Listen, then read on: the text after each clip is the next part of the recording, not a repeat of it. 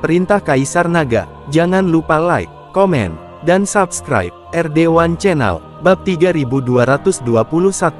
Melihat ekspresi ketiga apoteker tersebut, Jilianjun mengetahui segalanya di dalam hatinya. Cenger, tangkap ketiga orang ini. Jika mereka berani datang ke keluarga Ji kita untuk menyakiti orang lain, aku akan membuat hidup mereka lebih buruk daripada kematian, kata Jilianjun dengan wajah yang sangat marah. Oke, Ji Cheng mengangguk, lalu memanggil orang untuk menangkap ketiga apoteker itu. Apoteker itu tidak punya kekuatan pada awalnya, jadi dia ditundukkan bahkan tanpa melawan. Saat ini, ketiga apoteker itu benar-benar panik. Mereka buru-buru menatap Ji Lianying dan berkata, "Tuan JR, bantu saya, JRY, tolong bantu kami."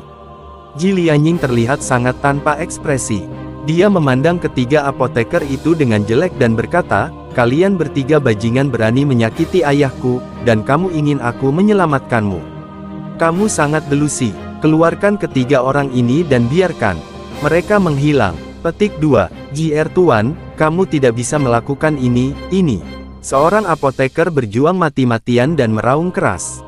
Namun sebelum dia selesai berbicara, tiba-tiba Ji Lianying melambaikan tangannya, dan nafas langsung menembus dada apoteker tersebut. Pada akhirnya apoteker tersebut meninggal bahkan tanpa menyelesaikan perkataannya. Melihat teman mereka sudah mati, dua apoteker yang tersisa tercengang. Kemudian dengan wajah marah, mereka mengutuk Ji Lianying, "Kamu orang jahat, semua yang kami lakukan ini semua karena kamu. Kamu memberitahuku, dan sekarang kamu sebenarnya." Bang bang, ekspresi Ji Lianying berubah drastis, dan dia segera mengayunkan dua telapak tangannya, menghajar dua apoteker yang tersisa sampai mati. Melihat Ji Lianying memukuli tiga apoteker sampai mati, wajah Ji Lianjun menjadi sangat jelek. "Saudaraku, jangan dengarkan omong kosong orang-orang ini. Mereka hanya mengatakan omong kosong. Meskipun saya membawa ketiga orang ini, saya tidak tahu bagaimana mereka mendiagnosis dan merawat mereka. Saya tidak tahu keterampilan medis apapun." Ji Lianying buru-buru mengikuti, "Kakak tertuaku menjelaskan." Meskipun dia dengan sepenuh hati ingin menggantikan Ji Lianjun dan mengambil posisi kepala keluarga, sekarang bukan saat yang tepat. Dia harus menanggungnya. Ji Lianjun memandang Ji Lianying, amarahnya sudah membara. Ia tidak menyangka adiknya berani melakukan sesuatu untuk membunuh ayahnya. Hanya saja Ji Lianjun belum bisa berbuat apa-apa, setidaknya di depan ayahnya. "Tuan Dev, ini konyol. Saya ingin tahu apakah Anda benar-benar dapat menyembuhkan penyakit ayah saya." Petik 2. Setelah Dev membeberkan ketiga apoteker tersebut, sikap Ji Lianjun terhadap Dev juga banyak berubah. "Jangan khawatir, Tuan Ji. Karena saya berani mengatakannya, pasti tidak ada masalah.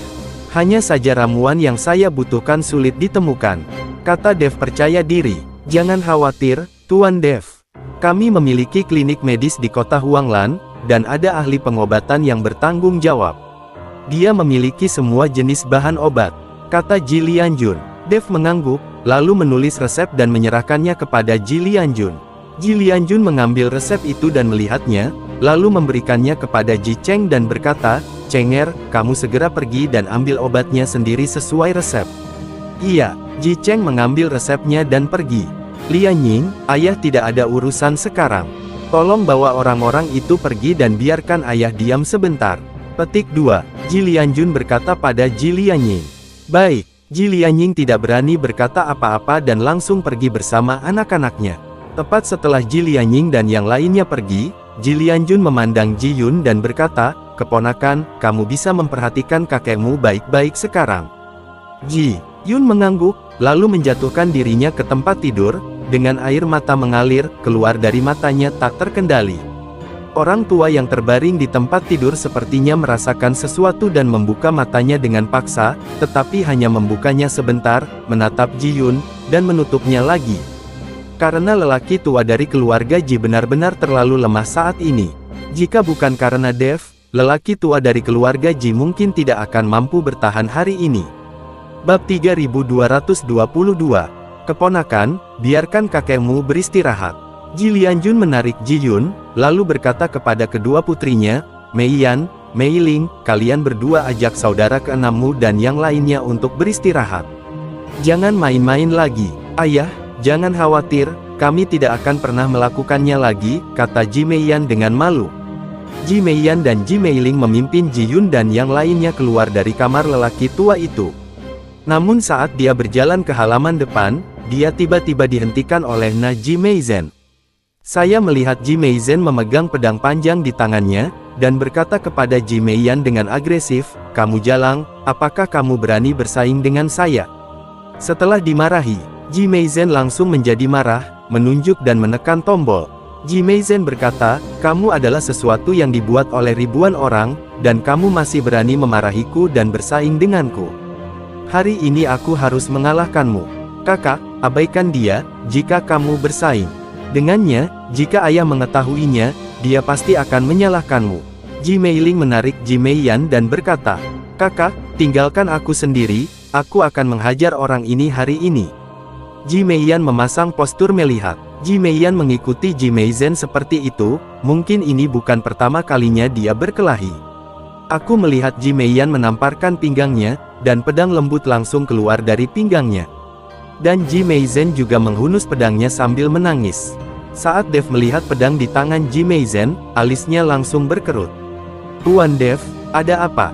Ji Yun di samping melihat ini dan bertanya dengan suara rendah. Pedang di tangan Ji Meizen memiliki energi iblis di dalamnya. "Itu mungkin pedang iblis. Sebaiknya aku meminta kakak perempuan tertuamu untuk berhati-hati," kata Dev kepada Ji Yun. Melihat ini, Ji Yun buru-buru melangkah maju dan berkata kepada Ji Meiyan, "Kakak, jika kamu bersaing dengan lawannya, perhatikan pedang di tangannya. Ada yang aneh dengan pedangnya." "Apa yang aneh?" Ji Meiyan bertanya. Ini, Ji Yun ragu-ragu. "Jangan khawatir, aku hanya seorang jenderal yang kalah. Tidak peduli jenis pedangnya, itu tidak sebanding dengan pedang lembutku." Petik 2. Ji Meiyan penuh percaya diri, lalu dia mengayunkan pedang di tangannya dan menuju ke arah Ji Meizen seperti ular berbisa. Ji Meizen juga bergegas keluar, dan mereka berdua langsung bertarung. Kekuatan kedua orang ini terbilang setara, namun terlihat kekuatan Ji Meiyan sedikit lebih baik, dan Ruanjiannya memang tidak disangka-sangka, sehingga Ji Meiyan lebih unggul untuk saat ini. Untuk sesaat, cahaya pedang bersinar di langit dan kekuatan spiritual meraung. "Kakak kedua, apakah mereka berdua selalu bertengkar seperti ini?" Ji Yun bertanya pada Ji Meiling di sampingnya. "Kami bertarung 8 kali dalam 10 hari, tapi kakak perempuan tertua selalu menang." Ji Meizen ini sama sekali bukan tandingan kakak perempuan tertua. "Jangan khawatir," kata Ji Meiling sambil tersenyum. "Nona Ji, pernahkah Anda melihat pedang panjang di tangan Ji Meizen?" Dev bertanya pada Ji Meiling. Ji Meiling menggelengkan kepalanya, "Aku belum pernah melihatnya. Orang ini sering mengganti pedang panjang di tangannya. Dia selalu bilang itu semacam senjata ajaib. Tapi setelah dikalahkan oleh kakak perempuan tertua, dia akan menggantinya lagi." Dev mengangguk, tidak berkata apa-apa. "Apa yang harus kukatakan, tapi aku sudah punya ide di benakku." Saat ini, Na Ji Meizen mulai merasa sedikit frustrasi dan terus mundur. Sebuah cibiran muncul di sudut mulut Ji Meiyan dan dia berkata, "Jenderalku yang kalah, hari ini tidak sama." Tepat ketika Ji Meiyan mengangkat pedangnya, lampu merah tiba-tiba menyala di mata Ji Meizen, dan kemudian lampu panjang pedang di tangannya mulai bersinar, ribuan lampu pedang ditembakkan, seperti badai dahsyat, menuju ke arah Ji Meiyan. Ji Meiyan melangkah mundur, dan pedang lembut di tangannya bergetar sedikit di udara, mengeluarkan suara mendengung, lalu mengayunkan bunga pedang. Cahaya pedang dan bunga pedang bertabrakan, memancarkan cahaya terang. Pada saat ini, pedang panjang di tangan Ji Meizen sepertinya memiliki kesadaran, dan semburan kabut hitam memancar secara langsung, membungkus pedang panjang itu, dan roh pedang keluar dari pedang panjang itu. Bab 3223. Ji Meiyan belum pernah melihat pemandangan seperti itu sebelumnya. Dia tertegun sejenak, dan roh pedang secara otomatis mengayunkan pedangnya dan mendatangi Ji Meiyan untuk membunuh. Apa ini? Mata Ji Meiyan penuh ketakutan. Dia melihat pedang panjang yang terbungkus kabut hitam, secara otomatis menyerang ke arahnya, dan wajahnya tiba-tiba menjadi pucat. "Kakak!" Ji Meiling tidak bisa menahan diri untuk tidak berteriak saat melihat ini. Ketika Dev melihat ini, dia segera menggunakan cambuk ajaib, menyerahkannya langsung kepada Ji Yun, lalu mengedipkan mata ke Ji Yun. Ji Yun langsung mengerti dan langsung berteriak, "Kakak, gunakan cambuk ini untuk menyerang." Ji Yun melemparkan cambuk ajaib itu langsung ke arah Ji Meiyan. Ji Meiyan bahkan tidak punya waktu untuk bereaksi, jadi dia mengambil cambuk ajaib di tangannya. Cambuk ajaib mulai bergetar di tangannya, dan pedang panjang yang terbungkus kabut hitam segera berhenti dan tidak menyerang ke depan.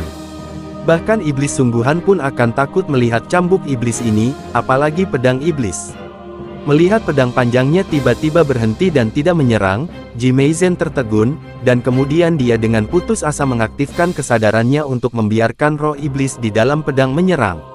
Sayangnya, bukannya menyerang, roh iblis itu berbalik dan lari. Ji Meizen meraih pedangnya dan mencoba mengendalikannya, tetapi itu sama sekali tidak berguna, pedang itu mulai lepas seolah-olah itu gila. Ketika Ji Meiyan melihat ini, dia sedikit tercengang, dia tidak mengerti mengapa pedang itu berbalik dan lari. Namun, Ji Meiyan tidak berniat melepaskan Ji Meizen, dia melompat dan bergegas ke depan, melambaikan cambuk ajaib di tangannya dan mencambuknya. Dengan suara cambuk yang tajam, pedang panjang itu jatuh, dan roh iblis di pedang panjang itu naik ke udara, mencoba melarikan diri. Ketika Dev melihat ini, dia segera bergoyang dan mengejarnya, pedang pembunuh naga di tangannya memancarkan sinar cahaya dan kekuatan hisap yang besar, menyedot roh iblis langsung ke dalamnya. Roh iblis ini juga merupakan jenis roh pedang, jadi jika ia dihirup ke dalam pedang pembunuh naga, ia dapat untuk membuat Zhongli, roh pedang dari pedang pembunuh naga, pulih lebih cepat. Tanpa pedang panjang, Ji Meizen bukan lagi tandingan Ji Meiyan, ia dicambuk 2 kali oleh Ji Meiyan dengan cambuk ajaib di tangannya. 2 bekas luka tertinggal di kulit seputih salju. Ji Meiyan, "Jalang, tunggu aku." Setelah mengatakan itu, Ji Meizen segera kabur. Ji Meiyan tidak mengejarnya. Bagaimanapun, dia adalah sepupunya. Tidak mungkin Ji Meiyan benar-benar membunuhnya. Sekarang, beri dia pelajaran dengan 2 cambuk. Jatuh dari udara, Ji Meiyan memberikan cambuk ajaib di tangannya kepada Ji Yun. "Kakak keenam, cambuk jenis apa yang kamu punya? Benar-benar berguna." Ji Meiyan memandang Ji Yun dengan penuh rasa terima kasih dan bertanya, "Ini cambuk ajaib Tuan Dev." Ji Meizen baru saja menggunakan pedang ajaib, jadi cambuk ajaib ini adalah yang terbaik. Petik 2. Ji Yun mengambil cambuk ajaib dan mengembalikannya kepada Dev. Pedang roh iblis. Ji Meiyan tertegun, dan kemudian berkata dengan marah, "Wanita jalang ini berani menggunakan pedang roh iblis, dan hampir membunuhnya." Setelah Ji Meiyan selesai berbicara, dia menatap Dev, matanya dipenuhi dengan air mata. Dia berkata dengan penuh rasa terima kasih, "Terima kasih. Saya tidak menyangka Anda memiliki harta karun seperti itu di tangan Anda, tetapi sebaiknya Anda menyembunyikannya, jika tidak, harta itu pasti akan dicuri." Dev tersenyum ringan dan berkata, "Mai barangnya belum sampai, orang bisa mencuri. Jangan percaya, ada pencuri di keluarga Ji kita yang berspesialisasi dalam mencuri barang," kata Ji Meiyan. "Kakak, benarkah ada pencuri di keluarga Ji?" Ji Yun tertegun. Keluarga Ji adalah keluarga besar. Pencuri mana yang berani datang dan mencuri barang? Kakak keenam, jangan dengarkan omong kosong kakak perempuan tertua. Dia berbicara tentang Ji Yue. Orang ini makan, minum, pelacur dan berjudi, dan sering mencuri barang dari rumah dan menjualnya. Itu sebabnya kakak perempuan tertua mengatakan ini. Ji Meiling menjelaskan sambil tersenyum. Tanda seru. Saat Ji Yun mendengar ini, dia langsung tertawa. Setelah mengatur tempat bagi Ji Yun dan yang lainnya untuk beristirahat, saudara perempuan Ji Meiyan dan Ji Meiling pergi. Bersambung.